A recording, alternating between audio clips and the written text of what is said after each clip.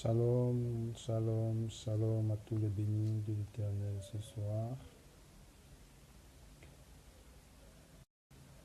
Soyez humblement bénis au nom du Seigneur Jésus-Christ de Nazareth, notre Rédempteur, le garant de nos vies, le seul qui est capable de nous ramener à l'existence inexistante dans nos vies, le Dieu de l'impossible. Je prie ce soir que ce Dieu-là fasse des choses exceptionnelles pour toi, pour ta famille, pour tous ceux qui te sont chers. Je prie encore ce soir pour toi que la lumière vienne un peu éclairer tous les ténèbres qui voilaient ta vie, que tout ce qui t'empêchait de prospérer disparaisse de ta vie au nom de Jésus-Christ de Nazareth. Je bénis encore Dieu pour ta vie, je bénis Dieu pour la vie de ta famille, je bénis Dieu pour la vie de tous ceux qui te sont chers. Je bénis Dieu encore pour tout ce qu'il est en train d'accomplir en ce moment au milieu de son peuple. Je ne vais pas me séparer de toi sans te dire une chose ce soir. Jésus-Christ t'aime. Jésus-Christ il t'aime tel que tu es. Il t'accepte tel que tu es. Ne cherche pas à changer ton identité. Reste tel que tu es, mais cherche plutôt à comprendre la volonté de Jésus. C'est lui seul qui peut bouleverser ton existence si tu lui en donnes l'occasion. Je vais te dire une chose. Le Seigneur, lorsqu'il est arrivé, la Bible nous dit que il est venu non pas pour que le monde soit jugé par lui, mais pour sauver le monde. Il est venu non pas pour que le monde soit condamné par lui, mais pour sauver le monde. La Bible nous dit que le Seigneur nous a tellement aimés, il a tellement aimé, il a tellement aimé. Il a regardé à notre souffrance, il a regardé à notre galère, il a regardé à tout ce que nous endurons, et il a trouvé juste d'envoyer son Fils pour que, après que celui-ci ait été sacrifié sur la croix, là où nous étions morts, là où nous étions désespérés, la vie revienne, l'espoir renaisse. Je vais encore te dire une chose, c'est que le Seigneur Jésus a un plan positif pour toi. Il a un plan constructif pour ta vie. Le programme que le Seigneur a pour toi, ce n'est pas que tu meurs tel que tu es.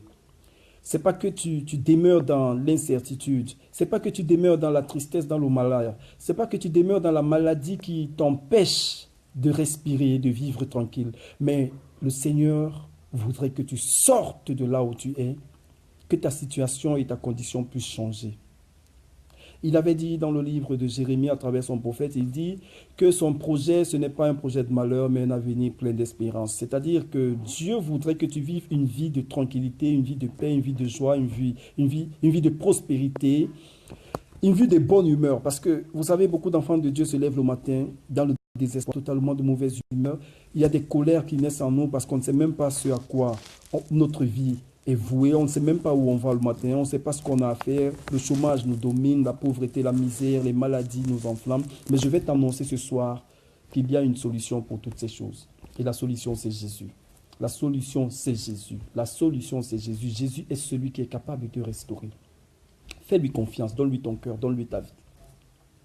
Nous vivons aujourd'hui avec plusieurs difficultés, telles que nous ne faisons que le citer depuis le début. Le Seigneur est en train de vouloir te restaurer aujourd'hui. Il voudrait simplement que tu comprennes une chose. Ta restauration passe par la décision que tu prends. Ta restauration est possible quand toi-même tu décides d'être restauré. Je vais te dire que Dieu ne restaure pas une personne qui ne choisit pas d'être restaurée. Vous savez, lorsqu'on parcourt les Écritures, il y a un constat que nous faisons, c'est que tous ceux qui sont allés à Jésus ont trouvé la solution. Ceux qui se sont éloignés de lui sont restés dans leurs conditions. J'ai lu un verset biblique qui m'a bouleversé un jour. La Bible dit que lorsque Jésus est arrivé à Jérusalem, ils l'ont rejeté.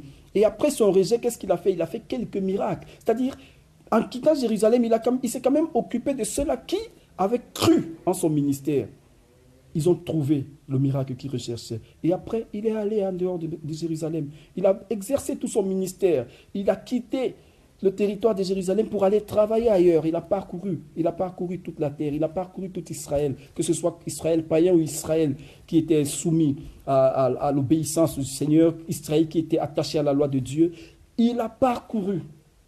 Mais il avait un problème avec Jérusalem, c'est qu'à Jérusalem, on refusait de l'écouter. À Jérusalem, on ne croyait pas en son caractère messianique. En Jérusalem, on ne croyait pas que la solution résidait entre ses mains. C'est pourquoi lorsqu'il parlait, lorsqu'il entrait même à Jérusalem, la Bible nous enseigne qu'à l'entrée de Jérusalem, avant le jour, le grand retour, avant la Pâque, qu'est-ce qu'il dit? Il dit à l'entrée de Jérusalem, je pleure.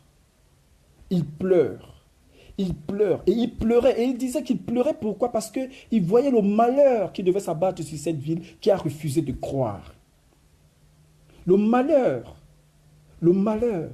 Le malheur. Mais il y a aussi quelque chose, c'est que il faut comprendre que Dieu ne se limite pas seulement au miracle. Dieu, lorsqu'il opère un miracle dans ta vie, c'est qu'il attend aussi que tu te repentes. Parce que lorsqu'on va encore parcourir dans les Écritures, il y a quelque part où Jésus est en train de dire aux villes qui ont vu les miracles, aux villes qui ont vécu ces miracles, il est en train de leur dire que s'ils s'étaient repentis, ils seraient rentrés dans la gloire. Parce qu'il leur dit simplement, malheur à vous qui avez entendu, qui avez vu les miracles, mais qui refusaient de vous repentir. Qui refusaient de vous repentir. Qui refusaient de vous repentir. Il a fait quoi? Il leur dit que si Sodome et Gomorrhe avaient vu les miracles, si Sodome et Gomorrhe avaient vécu les miracles, ils se seraient repentis. C'est pourquoi il leur annonçait le malheur. Je vais te dire une chose ce soir. Certains malheurs qui arrivent dans sa vie, c'est un malheur qui arrive dans ta situation, c'est une situation confuse que tu traverses, sont simplement liés au fait que malgré ce que tu sais que Dieu est capable de faire, tu refuses de changer de vie. Et je vais te dire une chose, si quelqu'un ne peut pas changer de vie, tout en estimant qu'il croit au Seigneur Jésus, il est impossible pour cette personne d'être heureuse sur la terre. Il faut que tu prennes cette décision ce soir. Il faut que tu prennes la résolution ce soir de modifier ton comportement dans le sens positif, de changer ton cœur. Parce que nous vivons une vie dans laquelle l'amour que nous avons n'est pas celui de Dieu. Je vais un peu choquer quelqu'un ce soir. Il n'y a pas une personne sur cette terre aujourd'hui qui privilégie Dieu à ce qui lui appartient. Et c'est ça le comble. Le véritable danger dans ce que nous vivons, c'est que nous donnons l'impression aux hommes que nous aimons Dieu. Mais en fait, nous aimons et nous aimons ce qui nous appartient. Dieu passe au second rang. Et du coup, lorsque Dieu commence à passer au second rang dans ta vie, sache qu'il y a un problème entre Dieu et toi. Il y a un problème entre Dieu et toi. Et tu passes le temps à te demander pourquoi tu restes malade aussi longtemps. Tu passes le temps à te demander pourquoi tu restes au chômage. Tu passes le temps à te demander pourquoi tes problèmes ressurgissent à tout moment. C'est-à-dire, il y a des fois où tu as comme l'impression que tu as trouvé la solution à tes problèmes, mais quelques mois, quelques semaines après, ça ressurgit. C'est simplement parce que entre Dieu et toi, il n'y a pas une relation sincère. L'amour est unilatéral. L'amour est à sens unique. Dieu t'aime, mais toi, tu ne l'aimes pas. Mais comment est-ce que tu peux profiter des grâces que tu n'aimes pas? C'est difficile. C'est difficile. Nous n'aimons pas le Seigneur. Le Seigneur nous a exhortés dans sa parole à l'amour. Il a toujours dit, aimez le Seigneur votre Dieu de tout votre cœur, de toute votre âme, de tout votre esprit. Ça veut dire que lorsque tu prends la décision d'aimer Dieu de tout ton cœur, de toute ton âme, de tout ton esprit, il dit, alors là, le miracle est possible. Le miracle devient possible. Bien aimé, la bouche, les paroles de la bouche ne suffisent pas. Nous chantons trop de louanges. Nous prions beaucoup. Nous aimons beaucoup danser à l'église. Mais le cœur est en dehors de l'église. Qui d'entre nous peut avoir un rendez-vous d'argent, décider de ne pas aller suivre ce rendez-vous parce qu'il veut aller prier? Qui d'entre nous? Voilà les décisions qu'il faut prendre. Quel que soit le programme que tu as pour ta vie, lorsque l'heure de Dieu arrive, abandonne ton programme et suis Dieu. C'est là la clé du miracle. C'est là la clé du miracle. Jésus disait, il faut d'abord rechercher le royaume et la justice de Dieu. Ça veut dire que lorsque tu t'attaches au royaume et à la justice de Dieu, Dieu s'attache à ta vie. Et lorsque Dieu t'attache à sa vie, il s'attache à ta vie avec tout ce qu'il est. Il est un Dieu de solutions. Ça veut dire qu'il est en train d'attacher quoi à ta vie? Les solutions à tout ce que tu traverses.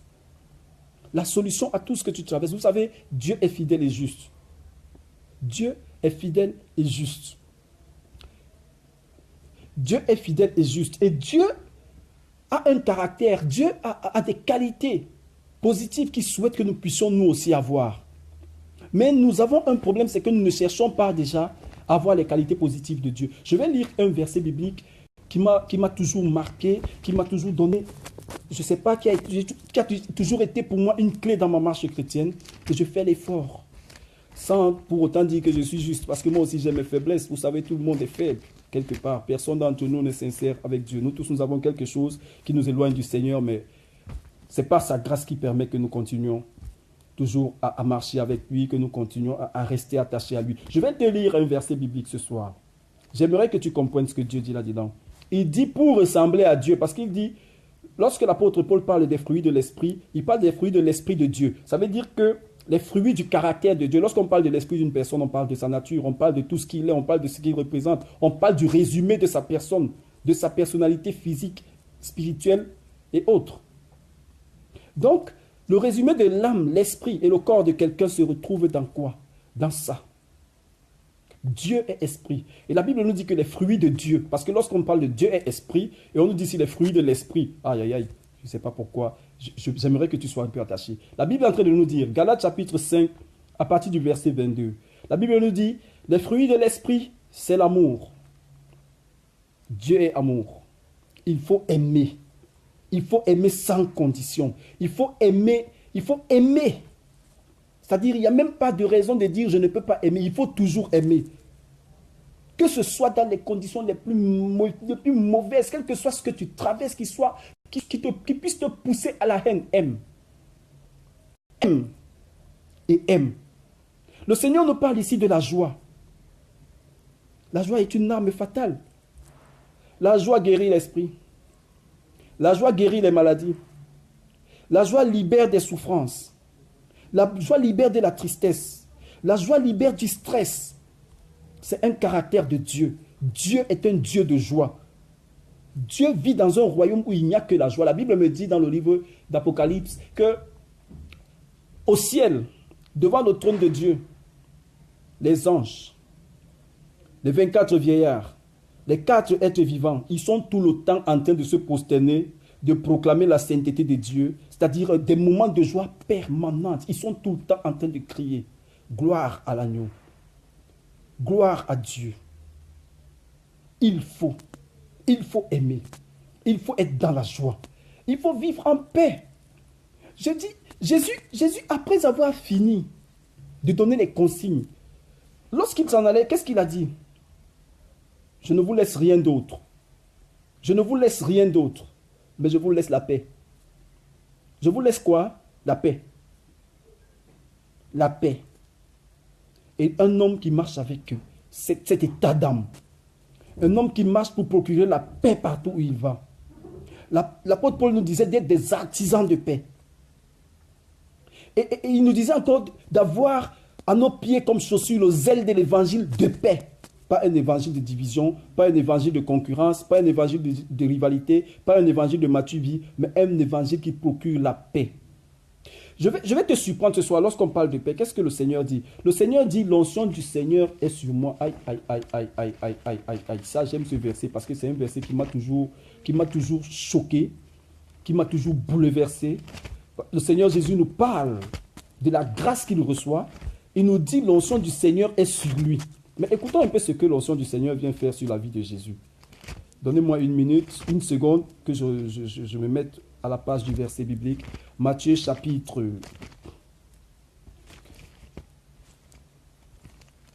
Je vais un peu me mettre à la page du verset. C'est plutôt Luc chapitre 4. Ok. Luc chapitre 4. Si tu as ta Bible avec moi, avec toi, tu peux lire en un moment. Ou tu peux noter. Tu vais prendre des notes pour lire après. Luc chapitre 4. La Bible dit... L'onction du Seigneur est sur moi. Écoutez la définition de la paix. L'Esprit du Seigneur est sur moi parce qu'il m'a oint pour guérir ceux qui ont le cœur brisé. Guérir ceux qui ont le cœur brisé. Un fruit de l'Esprit. C'est-à-dire quelqu'un a un cœur brisé. Quelqu'un traverse des périodes tortueuses. Quelqu'un a subi des chocs émotionnels intenses. Celui qui est rempli de l'onction de Dieu, qui est un artisan de paix, vient pour nous procurer la paix dans le cœur.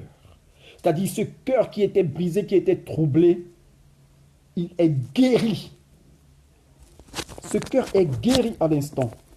Ce cœur est libéré de ses tourments. Il dit, pour annoncer la bonne nouvelle aux pauvres, c'est-à-dire ceux qui vivaient dans le désespoir, ceux qui vivaient dans l'incondition, ceux qui vivaient sans espérance. On reçoit l'onction pour aller leur dire quoi? Il y a de l'espoir en Jésus-Christ. On vient leur annoncer une bonne nouvelle. La bonne nouvelle qu'on vient leur annoncer, c'est que Jésus est mort pour eux et Jésus est mort pour que leur vie soit restaurée. Voilà un peu la mission. Il dit encore, il m'a envoyé pour proclamer aux captifs la délivrance. Ça veut dire, quelle que soit la situation que tu traverses, quelle que soit la position dans laquelle tu te trouves, Dieu t'annonce qu'il est possible pour toi d'être libre. D'être libre. Oh, les sorciers t'ont dominé toute la vie. Oh, je sais pas. On t'a mis dans une prison spirituelle, on ne sait où. Mais Dieu vient pour venir faire quoi? Pour venir t'annoncer que tu es libre dorénavant avec Jésus. Parce que Jésus est la clé. Il dit, il a les clés de David entre les mains. Lorsqu'il ouvre, personne ne peut fermer. Lorsqu'il ferme, personne ne peut ouvrir. Écoutez un peu, parce que j'aime beaucoup parler j'aime beaucoup lorsqu'on est en train de parler de ce fruit de l'esprit. Et le Seigneur m'a conduit aujourd'hui pour m'apporter encore une autre définition de la paix. Cette définition, je ne l'ai pas. Je suis surpris. Aujourd'hui, le Seigneur est en train de me dire que la paix, c'est aussi ça. C'est ça, toutes ces choses, toutes ces vertus qui proviennent de l'onction qu'il nous a données. Nous sommes là pour transporter cette paix à ceux-là. Il dit, aux aveugles, le recouvrement de la vue. Vous savez, quelqu'un qui est aveugle, qui ne voit rien, est désespéré toute sa vie parce qu'il ne sait même pas où il va. Mais il retrouve la vue. Mais ici, le Seigneur parle des aveugles, de ceux qui étaient ignorants, de rapporter la connaissance qui va leur permettre d'être libres. Il avait dit quoi? Il a dit, vous connaîtrez la vérité vous rendra libre. C'est cette vérité qui est quoi? La clé de tout. La vérité, c'est quoi? C'est sa parole. C'est sa parole. Sa parole vient faire tomber les écailles de tes yeux pour ouvrir tes yeux afin que tu comprennes où tu vas et ce que tu dois être. Il dit ensuite, pour renvoyer libres les opprimés et pour proclamer une année de grâce du Seigneur. Oh, bien-aimé, j'aime ce fruit de l'esprit qui est la paix. C'est cette paix-là, c'est de cette paix que parle Jésus. Ce n'est pas une autre paix, c'est celle-là, selon Jésus. Il parle de la patience. Il parle de la patience. Jésus disait toujours, ne vous inquiétez pas du lendemain. On vit trop dans les inquiétudes. Et puis ces inquiétudes créent en nous un sentiment bizarre. C'est-à-dire, du coup, on est des personnes toujours pressées, des personnes toujours oppressantes. À un moment, nous devenons des oppresseurs. Nous n'arrivons même pas à être patients avec notre prochain. Où est l'amour? Où est l'amour? C'est ça. Jésus voudrait que tu adoptes cette attitude.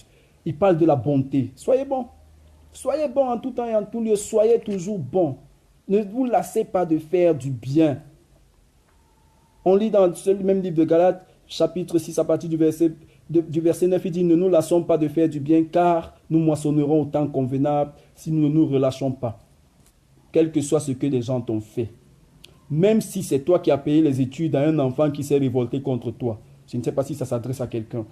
Même si tu t'occupes des membres de ta famille et qui t'insultent dans le dos.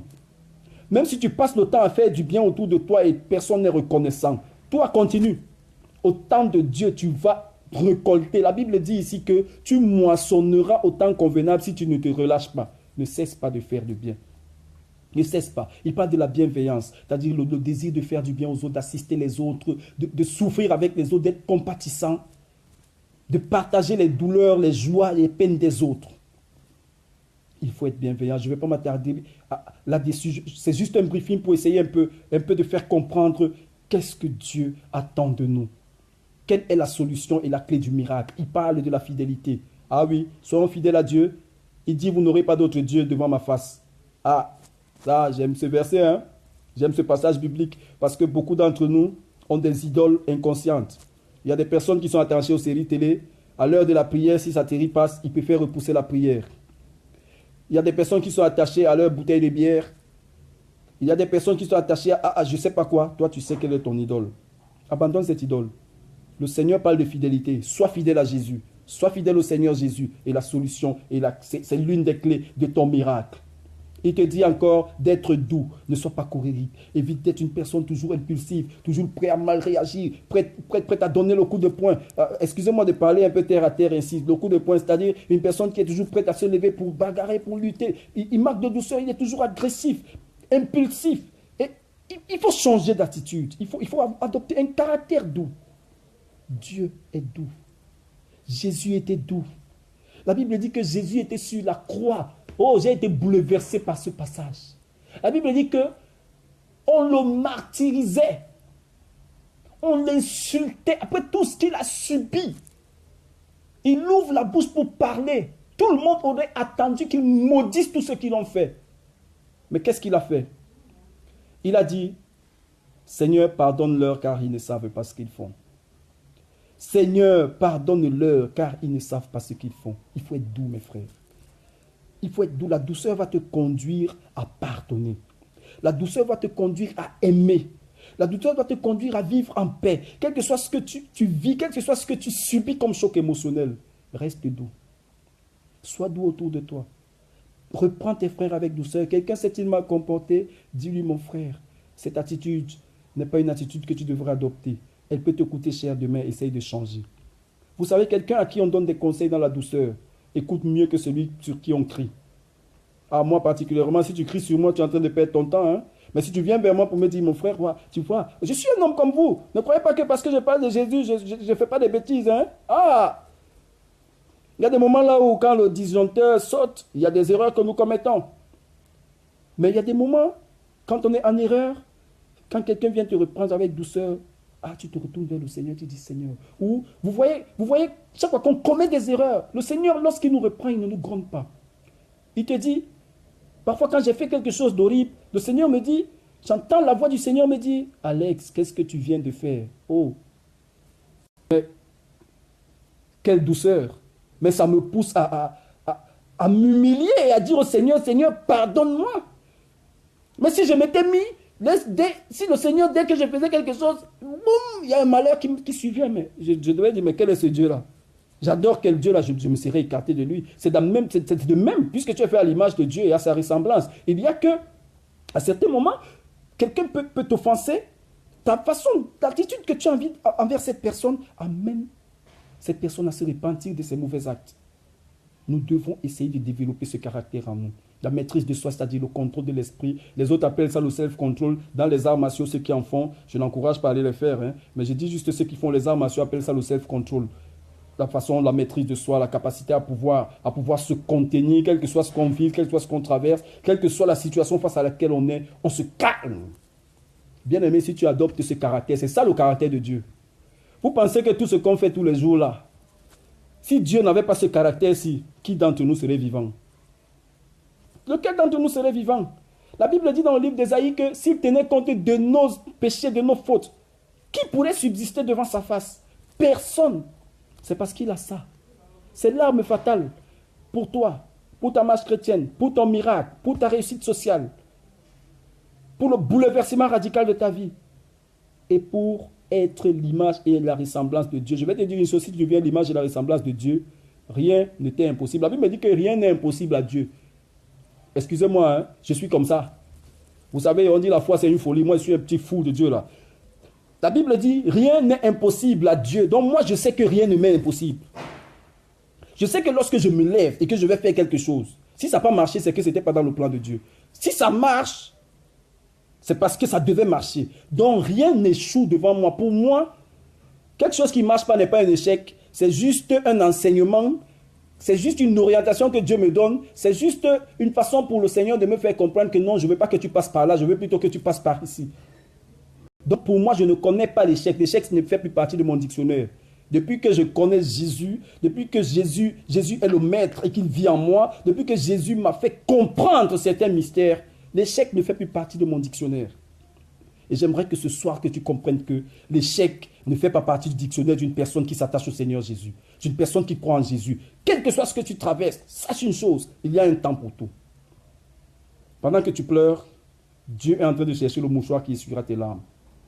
Lorsqu'il va te donner ce mouchoir, pendant que tu seras en train de suer tes larmes, les yeux sont fermés, dès que tu vas les ouvrir, ce que tu verras devant toi va dépasser l'entendement humain. C'est-à-dire, Dieu va te montrer quelque chose qui sera au-delà de tes attentes. Parce que parfois, tu attends quelque chose du Seigneur à un temps X, Dieu le programme à un temps Y. Entre X et Y, il y a un intervalle. Pendant cet intervalle de temps, la chose n'arrivera pas. Tu vas pleurer, Tu vas te lamenter, mais elle ne viendra pas. Elle viendra au jour où Dieu a décidé. Le Seigneur voudrait simplement que tu fasses quoi? Que tu gardes la foi et que tu adoptes son caractère. La patience. La patience. Sois patient avec le Seigneur Jésus sera patient avec toi. Sois patient avec ton prochain, le Seigneur Jésus sera patient avec toi. Et tu réussiras. Parce qu'une personne qui est patiente, une personne qui sait aimer, une personne qui vit dans la joie, une personne qui a la paix partout, en tout, et dans son cœur, une personne qui est remplie de bonté, de bienveillance, de douceur, de maîtrise de soi, ne peut pas échouer. Ah, c'est difficile, hein? J'aimerais que tu notes ce verset pour toi qui nous rejoins. Galates chapitre 5, verset 22. Tu peux noter aussi Luc chapitre 4 à partir du verset 17. Tu vas agencer ces deux versets pour comprendre un peu ce que Dieu veut que tu sois. Il veut que tu sois une personne comme ça. C'est un Dieu d'amour. C'est un Dieu de paix, c'est un Dieu de bonté, c'est un Dieu de joie. Ce soir, je te communique encore au nom de Jésus-Christ l'amour, l'amour, l'amour, l'amour. Que l'amour soit ton partage, que ton cœur soit bouleversé, que les haines disparaissent, les rancœurs et tout ce qui t'empêchait d'aimer, que ça disparaisse ce soir et que ton cœur soit rempli d'amour. Aime sans condition, aime sans cesse. Je te communique cette joie parce que lorsque ton cœur est rempli d'amour, tu ne peux pas te retrouver dans la tristesse. Tu vivras dans la joie tout le temps, tous les jours de ta vie. Et pendant que la joie viendra, elle va entraîner la paix. Et cette paix va te rendre patient. Et lorsque tu deviens patient, tu es rempli de bonté. Et lorsque tu es rempli de bonté, la compassion va t'accompagner parce que tu vas devenir une personne bienveillante qui se soucie des autres, qui est triste avec ceux qui sont tristes, qui pleure avec ceux qui pleurent, qui se réjouit avec ceux qui se réjouissent. Et aussi, tu deviendras fidèle à Dieu parce que tu n'iras plus chercher des idoles. Tu n'iras plus adorer autre chose parce que lorsque tu as acquis tous ces caractères, tu deviens une personne qui est douce comme le Seigneur Jésus, qui à la croix n'a condamné personne, mais plutôt a intercédé en faveur de ceux qui étaient en train de le massacrer. Il a imploré la miséricorde du Seigneur sur leur vie. Il a imploré le pardon du Seigneur sur leur vie. Oh bien-aimé, et après toutes ces choses, le dernier des fruits de l'esprit, tu vas l'acquérir parce que lorsque tu as développé toutes ces vertus, rien ne peut plus te pousser à te mettre en colère. Rien ne peut plus te pousser à être excité. Rien ne peut plus te pousser à être impulsif. Tu vas devenir une personne qui sait se maîtriser. Et lorsque tu sais te maîtriser, tu as acquis le caractère de Dieu. Parce que si Dieu ne se maîtrisait pas là-bas au ciel, bien aimé, je vais te dire une chose. La terre serait détruite depuis. Parce que ce que nous faisons ici-bas, ça n'a rien à voir avec la volonté de Dieu. Oh, dans tous les quartiers, il y a des filles qui ont pris pour métier la prostitution. Il y a des garçons qui sont des braqueurs, des tueurs, des criminels. Mais Dieu nous aime parce que lui, il espère qu'un jour, on va changer et on va ressembler à Jésus. Je ne parle pas de ça, je ne prends pas ces exemples pour condamner qui que ce soit, mais je prends ces exemples pour te faire comprendre une chose, la dimension à laquelle Dieu t'aime.